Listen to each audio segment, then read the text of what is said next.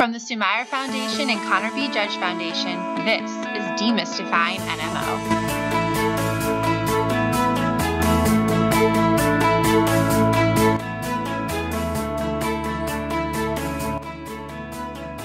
Welcome back to Demystifying NMO. I'm Chelsey Judge, and today's episode is just in time for Thanksgiving with a special focus on gratitude through NMO. We'll talk about some of the difficult feelings and specific psychosocial issues that can occur with NMO, multiple sclerosis, and other chronic illnesses in general. These can include anxiety, mood disorder, depression, and isolation. These mental and emotional issues can potentially be primary, or meaning directly related to the pathology of the disease, in this case NMO, and this has been shown to be occurring in MS, but also secondary, meaning just having a disease like NMO and MS can frankly suck. And having a severe illness like NMO can make you feel anxious about your disease prognosis, where it may go, and make you feel very heavy and isolated and maybe even depressed. And the disease and associated feelings can be very tricky and difficult to face. Although my husband doesn't have NMO, my husband Austin, he does have MS, and he deals with a lot of these tough feelings as well. And as his wife, I can be honest and say that it has been sometimes really difficult dealing with MS. The never knowing where the disease is going to take you or what it's going to take from you.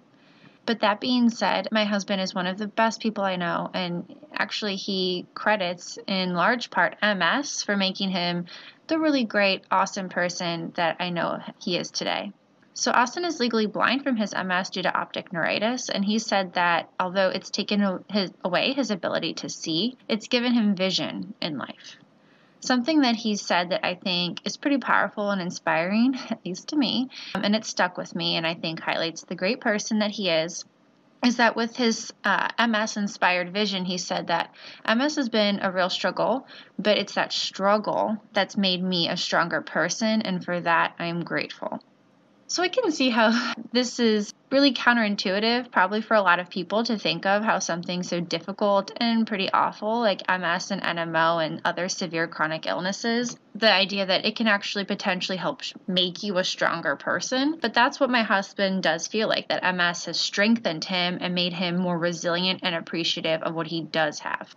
So many NMO patients are some of the brightest, most positive people, despite the many struggles that they face, and that's what we want to highlight here. This is timely for the holiday and Thanksgiving season when you want to find the silver lining in the situation and be grateful for what you do have. The holiday season can also be extra difficult for a lot of people because it can heighten the social isolation, anxiety, and depression. And so today we're going to walk through some mini interviews with people who live with NMO, discuss how they might cope with some of these difficult feelings that NMO has brought into their life, but also what's the silver lining of NMO? Please join me in our first discussion with Chelsey Tucker, a mother of 5 beautiful children, a champion of positivity, Sumaira Foundation ambassador, and also a very talented artist. Very excited to share this with you. Chelsey Tucker, thank you for being with me, the other Chelsey. Thank you for having me. I am passionate about living my life, and no matter what that means, and no matter what it means living with. So thank you so much. Chelsey, you had an exceptional, I think, unique journey. You were misdiagnosed with MS for 11 years? Yeah, for 11 years. I was diagnosed when I was 21 after I lost my eyesight in my left eye due to optic neuritis. It was kind of a roller coaster for the entirety of those 11 years. Up until February of this year, 2019, I received neuromyelitis optica diagnosis after experiencing my second round of bilateral optic neuritis. I'm guessing that made you feel a lot of different ways. It really did. You know what's fascinating is that I will never forget this story. I had been in the hospital for nearly a week, and my husband was with me, and we were sitting in the hospital room waiting on my neurologist. I was not anticipating this diagnosis, and it's remarkable to me because my husband and I talk about this still, how we had 2 completely different reactions to this new diagnosis. In the beginning, I felt relieved, and here's why. I spent 11 years being treated with disease-modifying drugs that were not working for me, and so I thought if I had MS, it was this unicorn of MS that was not responding to anything. So when I was told that it actually wasn't MS and the treatment's going to be different, I thought, well, awesome. Like, now we know what we're doing. Now we know the game plan. My husband, on the other hand, though, was angry. Angry at life. Angry that, because I had seen, many, many different neurologists, up to 15, I think, at that point, who couldn't give me any real answers. And so he was angry just at the circumstances that I had to go through so much, that we had to go through so much. It's not just the patient that walks this journey. It's everyone who is directly involved with the patient. And so he has been on this journey since we've, been together. And he was angry that we had to go through so much, that my body had been put through so much, and that things may have been different, had I received the correct diagnosis. But for me, I felt relief. And how did you guys handle your very opposing feelings? Well, we had a lot of conversations about it, and we still do. So I think when you receive a diagnosis, I honestly feel like there is a grief process that goes along with it. Oh, I completely agree. Yeah, so it's grief. So I maybe started with the acceptance phase first, but I think it's also important to note that the grief cycle does not have a starting and ending point. You can repeat, and I think you do repeat the cycles of grief depending on where you are and your disease stage and kind of what you're going through. And I think everyone around you kind of goes through the same thing. I know for me, I experienced relief, and then I did experience some anger and a little bit of denial, and then a lot of anxiety that went along with, now that I know what this is, now I know what could potentially happen, now I know what is happening. There was a lot of anxiety that went along with that. Yeah, I can't even imagine. And it sounds like, you have a really good partner who is able to share that journey with you a bit. And honestly, it sounds like you together felt the range of emotions that anybody would have with it, and that like being able to communicate your feelings. Absolutely. And I think he's fantastic. I mean, he is my best friend, and we talk a lot. And I think for those patients who have a rare disease or any neurological condition or any chronic illness, quite frankly, having someone you can talk to is paramount. And honestly, if it's not someone that you can directly communicate with, I know social media has an amazing platform and I encourage everyone to reach out. Social media, find someone you can talk to, because even though you may feel alone, you're never truly alone in this. There's always someone who's willing to kind of walk lockstep with you and get you through. I think that this has been really wonderful. You've talked a lot about getting kind of thrown through the healthcare system, the roller coaster, and feeling a lot of different things, coping with your husband's reactions, talking through it, communicating, finding connections online.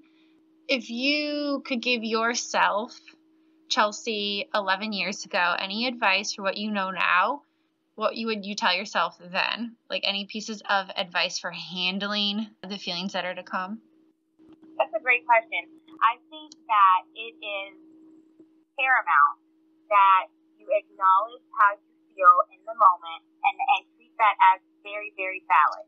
And understand that it's okay to feel the way that you feel, and that you should feel your feelings. That's exactly what you should do. You shouldn't push them down. You shouldn't try to hide them. You need to experience them, and you need to feel them. I think that the other side of gratitude is really, truly acknowledging what you feel, and without judgment, without judging yourself for feeling that way, and just experiencing that. Oh, you are really good. You should have your own Oprah show. Mindfulness and gratitude go hand in hand with experiencing your emotions, because as positive as I try to be, however, I don't negate the feelings that I feel, whether they are positive or negative, because they're there and they're real. No, I really, really appreciate you for highlighting that. For people who are experiencing a hard time right now, I've always told myself this. You could be experiencing hard times, but there's always something to be thankful for, but there's an art to practicing gratitude. It's not just something that we can't just jump to the rainbow thought of, here's what I'm thankful for. We really have to practice. And so for me and my journey, I've been very, very intentional about finding the little things to be grateful for, particularly on the good days, because practicing that on the very good days comes in very handy when things are not so good. And You don't have to look so hard if you've been looking all along. For me, practicing gratitude does not mean that I need to abandon the hard feelings that I have, but it definitely gives me a momentary shift of my attention to what's going right. I know for me, I do a lot of journaling. I know journaling's not everybody's jam, but practicing gratitude doesn't mean you have to write it all down. You can just think. You can just acknowledge the things that are going right, but on the really rough days, I look back at the journal prompts that I've written about and just say, like, this was really going right, and, live the things that are going really, really well, because I've never had a day in which I've not been able to find something that's gone right. What is it? Do you think there's anything specific through your, I don't even know how to say it, your official MS NMO journey that has given you extra gratitude or a different look on life? There's a few things that have made me see life differently. Losing my eyesight. I know that sounds bizarre in a way, that I'm thankful for losing my eyesight, but what it has done for me in my life is given me a different perspective on the way that I see life, and to appreciate all the things that I can see. I remember when I had bilateral optic neuritis and I was devastated that I hadn't taken the time to see my kids' eyes and to study the color of their eyes. And I promised myself that if I regained enough of my vision, I was going to look at everything, and I was going to study the things that were important, because if I ever lost my vision again, I really wanted to remember it. So I was very, very intentional when I got my eyesight back 8 months later to really kind of study everything. And when I lost my eyesight again this year, and it hasn't yet returned, in some ways, though I was devastated, I was very, very thankful that I could recall and remember the things that were most important to me, because I'd taken the time to look and be very, very intentional about what I was paying attention to. Overall, I think that having a chronic illness like NMO, and even living with an MS diagnosis for 11 years, it taught me how to live fully alive. And that the things that I have today, the faculties that I have today, I may not have tomorrow, and really, truly appreciate the things that I can do today. Chelsey Tucker, killing me again. You are an inspiration. You're so kind. Thank you. It was a true pleasure to chat with Chelsey about her experiences. Chelsey highlighted a number of really difficult feelings that people with NMO may experience, and because my background is science, I'm just going to back up the conversation that we had with some data. I just recently read one small study by Marie Newbrough and Dr. Levy, which found that about 70% of NMOSD patients involved in that study experienced some level of anxiety or depression. And it seems overall like those patients with NMOSD and MS are much more likely to experience these kinds of issues than the general population. Other studies suggest that these symptoms, like anxiety and depression, have negative effects on quality of life. In one study recently published in Multiple Sclerosis and Related Disorders, evaluated relationships between resilience, so your ability to get through and stay strong, as well as psychiatric symptoms, and quality of life in patients with MS and NMOSD. They concluded that resilience may serve to prevent or reduce those feelings of depression and anxiety, and can help maintain quality of life regardless of what the physical disability looked like. So perhaps gaining resilience serves as this protective role for your overall well-being that can help thwart against those darker feelings. And I really think that that is what Chelsey was demonstrating with her experience, that you don't ignore those difficult feelings, you actually process them and work through, and when you get to the other side, you're a stronger person, and you've gained that resilience that can help protect you when those dark feelings come again. I next had the pleasure of speaking with Crowe. Ron is the rare of the rare. He is a male living with NMOSD. He was recently diagnosed with NMO just this year, in fact. Ron is another inspiring figure in the NMO community and a very devoted husband. So I'm really excited to share our conversation. Hi, Ron. Thank you again for talking with me today. I didn't know if there's any, like when you were first diagnosed versus now, if you learned to cope with some of the aspects of the disease? Yeah, so I had a chance to kind of think about that question, and I've always been the kind of person that really tried to do a self-check, and what I really mean by that is I do a lot of kind of introspective assessment. Am I alone in this? My answer is typically a resounding no. Mm-hmm. Early on in my diagnosis, which was in March of this year, I thought about kind of two words, really. Once I was diagnosed, it was really, well, now what? And what with, my life, what will my life look like from now on? I was, hopeful at first that once I had the diagnosis, and then it kind of went back to, well, okay, great. So we've got the diagnosis. Now what? Oh, there's a treatment. And I thought, wow, now what?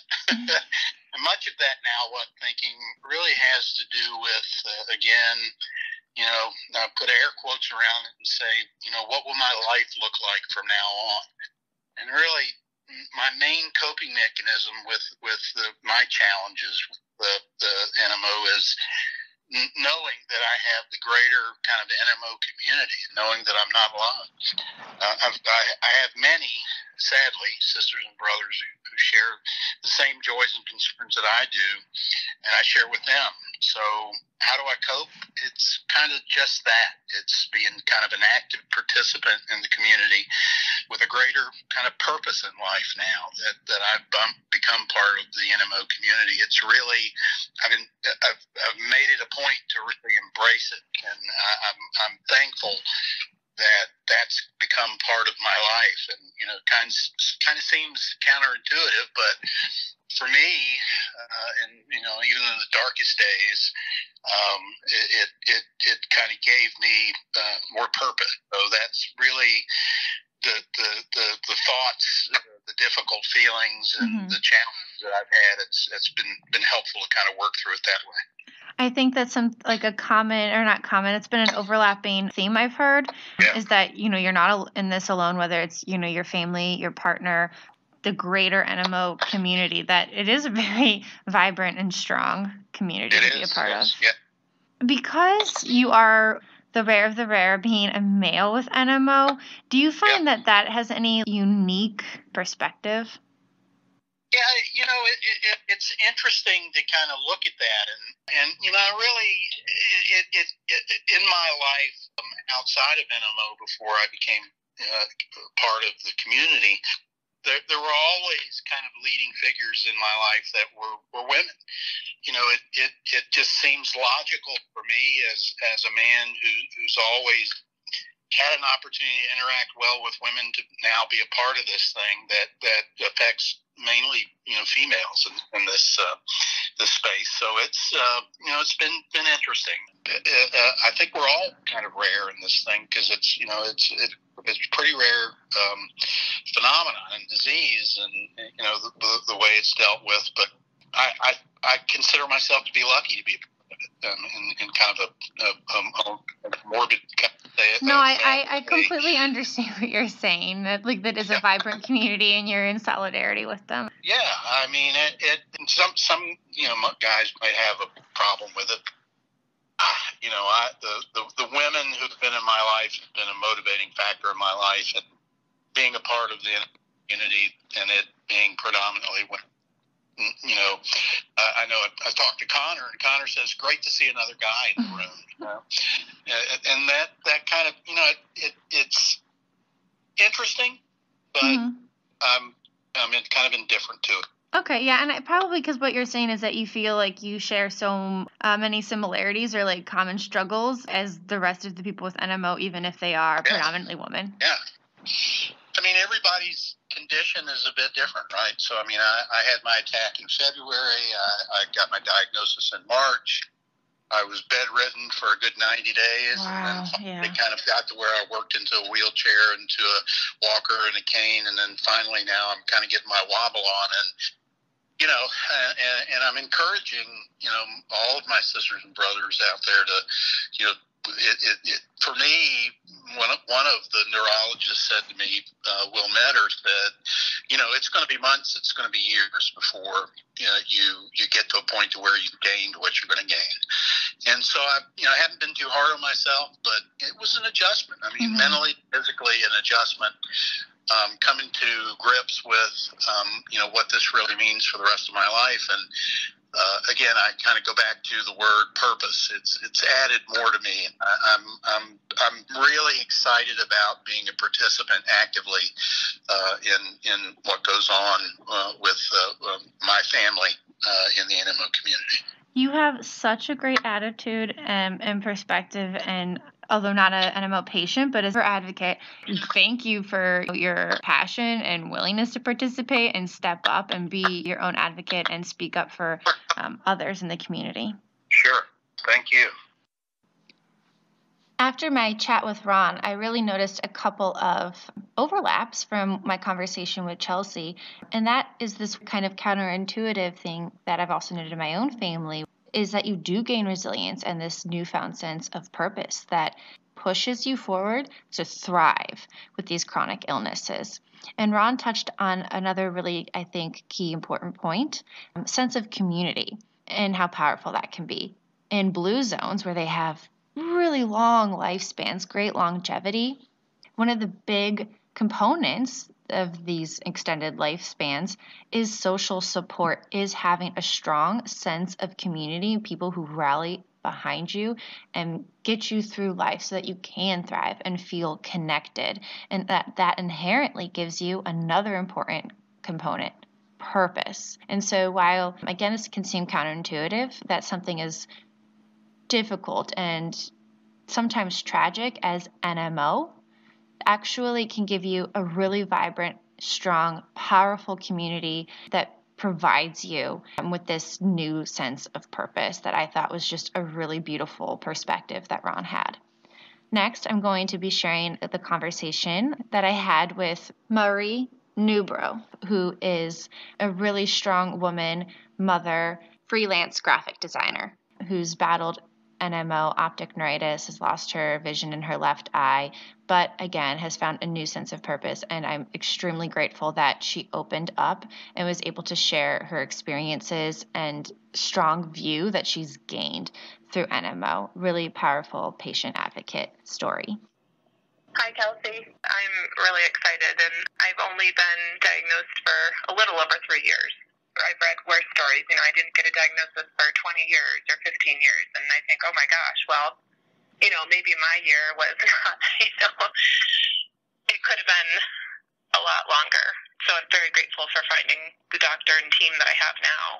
I think that's a great perspective, and I hope that the stories for NMO don't be like, oh, I'm just grateful that I wasn't misdiagnosed for 10 or more years. So you're a stay-at-home mom. You were diagnosed with MS after going blind in one eye. Like, God, that's terrifying. Like, how did that feel?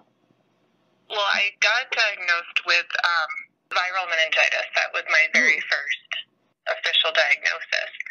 It just didn't make any sense. I had done IV steroids and for 5 days, and I was just getting worse and more sick. When I was doing the research online for viral meningitis, it said, the virus just runs its course and it's awful, but you'll get over it and you'll recover. And I just didn't feel like that last puzzle piece was there for me. And it doesn't explain the vision loss. Right. A frustrating experience. But we finally said, she said, I do know of this doctor who specializes in eye disorders. Why don't I recommend you, or I'll recommend that you go see him. And my husband and I just kind of felt like, why wasn't this mentioned a long time ago? Yeah. I find so much commonality through a lot of NMO stories is finally being connected with somebody who is an expert in either ophthalmology or neurology to really be able to figure it out and get a handle on things.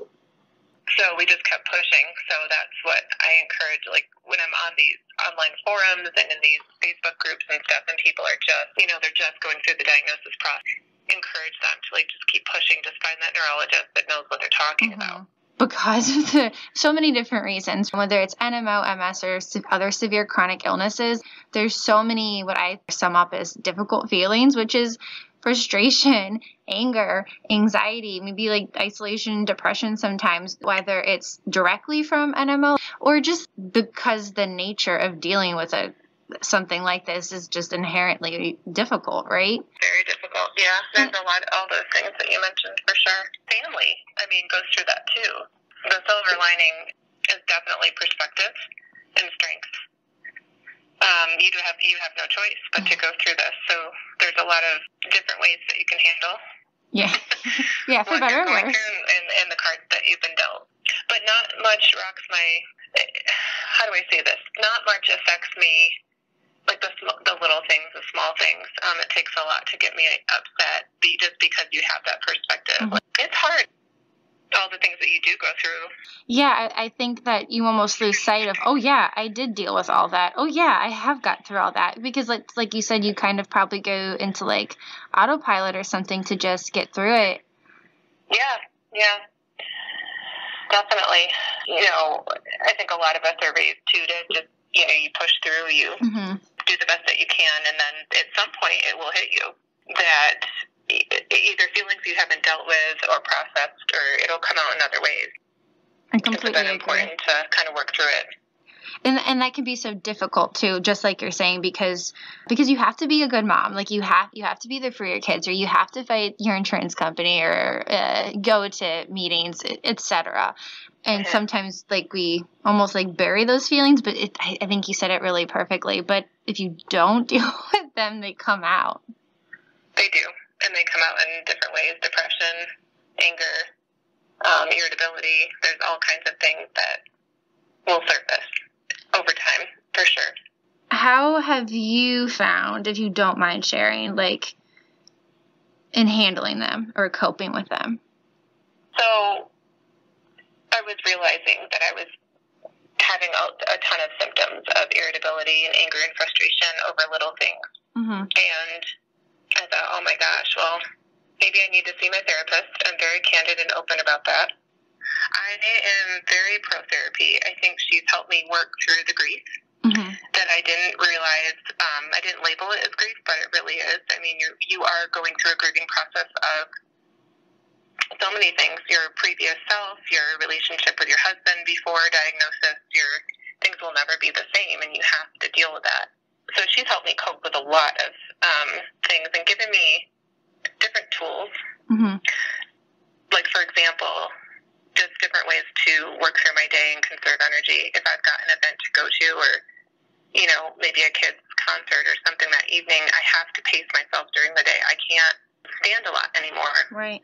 I get physically and emotionally very fatigued very quickly, so just paying attention to that stuff and pacing myself. So that's been my main tool. I think there is a ton of fear that all of us, patients and caregivers and people around us that deal with fear. Mm-hmm. And so I've tried to deal with that in my own way of just, okay, what can I do to feel more secure about this? I have my doctor and my team in place now. We have talked through a plan if I have another attack, what happens. I think another tool that has helped me deal with the feelings of fear is just learning as much as I can, which is pretty difficult in the beginning because everything that you find online can be terrifying.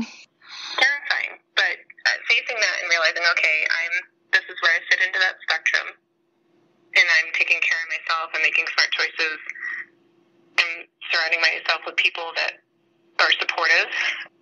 I feel like that's helped with the fear a little bit. I'm very similar, and not even just because of my research background, just always, I think, I believe in knowledge is power, and it makes me feel like even though you don't have all this control, you're taking as much control as you can. Yeah. It sounds like you have developed a lot of good tools to handling this, like being educated, being aware of your boundaries sort of thing, like with fatigue, how you cope with that, being honest about them. Yeah. You kind of highlighted before, I thought really nicely, like what you found the silver lining to be, which is like gaining strength, because you, as you said, you don't really have a choice. Is there anything else you would add to that?